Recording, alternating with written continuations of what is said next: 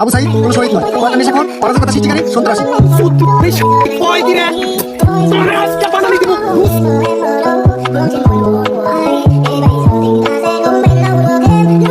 মানুষ হলেন এখন তো আমি নারী হয়ে আছি, এখন তো মারা রামু নাকি?